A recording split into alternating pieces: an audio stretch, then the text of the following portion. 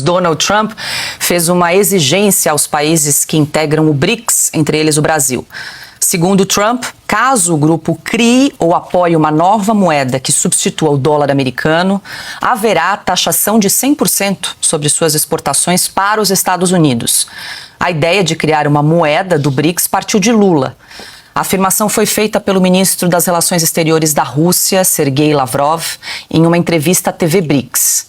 Ainda, de acordo com Lavrov, Lula fará questão de priorizar o assunto. Piotr, eu quero te ouvir. A ideia partiu, então, do presidente Lula, também não surpreende.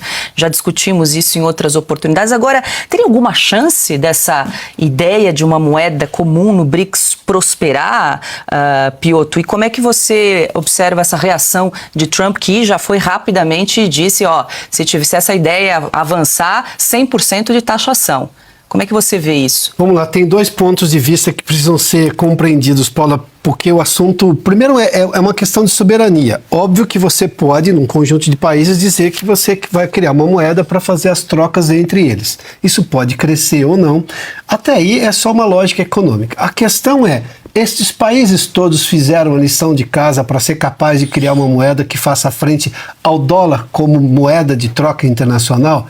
Este é o ponto. O Brasil não fez. O Brasil tem um problema que é das coisas mais, digamos, pequenas, obviamente, do ponto de vista econômico de quem pensa em política econômica com seriedade. Mas é grandioso no estrago que faz ao país. A gente está com um problema de déficit. Aí o país quer o quê? Liderar uma discussão de uma moeda internacional. Aliás, os russos já disseram que foi ideia do Lula, né? Então, para quê? Você não consegue resolver o problema fiscal, que só depende de você. O caso brasileiro, neste momento, e a gente falou disso muito na semana passada, o déficit brasileiro hoje é só culpa do governo de plantão.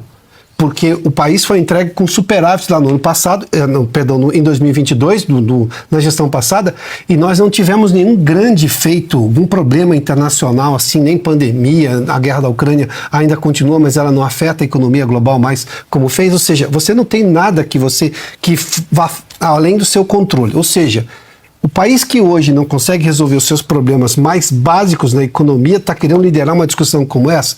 A reação de Donald Trump é típica de negociador. Em economia, você esbraveja. E ele esbraveja com muita carta na manga. Ele tem a maior economia do mundo, isso não é pouco. Ele acabou de ganhar uma eleição, isso também não é pouco. Ele ganhou uma eleição de forma cachapante. Bom, isso é muito grande. E óbvio que ele vai dizer isso daí. Quem é de todos esses países realmente está interessado em ocorrer o risco de levar uma alíquota de 100% para exportar os seus produtos para os Estados Unidos? Então, quer dizer, é uma negociação dura, porque, claro, ele quer preservar a hegemonia do dólar, o que faz todo sentido. O dólar é uma moeda americana, e isso dá um certo controle para os Estados Unidos. A questão eu não vejo problema na discussão. A forma como é discutida é só para fazer frente aos Estados Unidos, é só para provocar. O presidente que está propondo isso, que é o presidente Lula, chamou o Donald Trump de nazista. Veja só, não é uma discussão técnica, não é uma discussão econômica de alto nível, não é esse o propósito, é só uma questão ideológica. Daí a ideia nasce morta, e aí você vai brigar com um sujeito que está gigante, numa eleição que saiu gigante, ele já é grande na história, mas saiu gigante, óbvio que ele vai usar as ferramentas todas. O Brasil também usou ferramentas quando foi discutir questões comerciais, inclusive ganhou o direito de retaliar os Estados Unidos na questão do aço, uma série de outras coisas. Por quê? Mas isso é negociação técnica de economia. E ganhou direito na OMC. Aqui, a motivação é que é o problema. A ideia não é ruim, e essa discussão em algum momento vai acontecer na história da economia mundial. Mas a forma como ela foi concebida e por quem e por qual razão, esse é o problema do Brasil. Esse é o problema da tal moeda dos BRICS. Sim. Achar que a Rússia e a China vão bancar esse negócio sem levar em conta o que os americanos estão fazendo, aí é pretensão do Lula.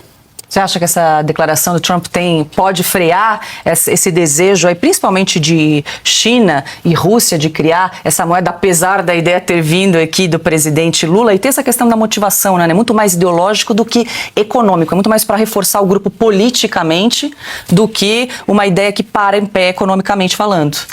Eu acho, Paula, que não freia porque nem sai do lugar, não adquire velocidade alguma.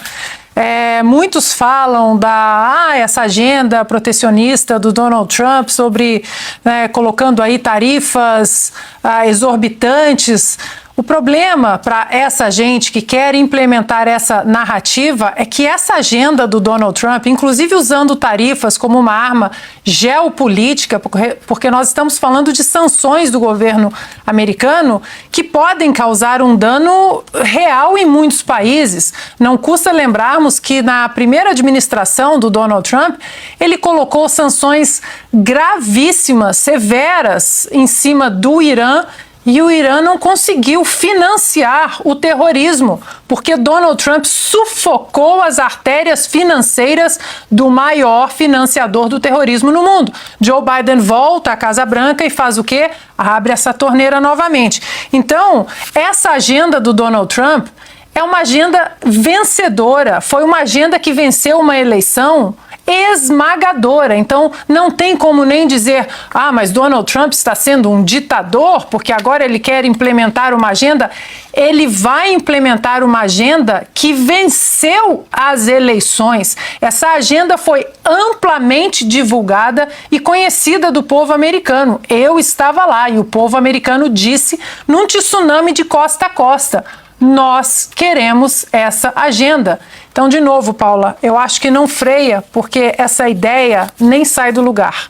Silvio, para fechar? Só para complementar, Paula, é claro que também é um recado ao senhor Lula da Silva e ao Itamaraty, ao senhor Celso Amorim, embaixador, chanceler informal do Brasil. Formal é o Mauro Vieira, mas o Mauro Vieira é uma espécie, é uma eminência, né? O Celso Amorim é quem dá as cartas. É claro que é um recado a um país que acha que o Banco dos BRICS é dele e que trata uma instituição financeira destinada a projetos de infraestrutura como uma espécie de eixo político e atrai para esse eixo países como, inclusive, a tentativa da Venezuela. Atrai o Irã, por exemplo. Vamos lembrar, e a Ana já fez menção aqui, que em fevereiro do ano passado uma fragata e um porta-helicópteros iranianos já utilizados para terrorismo, os Estados Unidos alertaram para isso na época, atracou aqui na costa brasileira e houve desembarque. Um Brasil que tenta funcionar como uma espécie de posto avançado de China e Rússia na América. É claro que é um recado.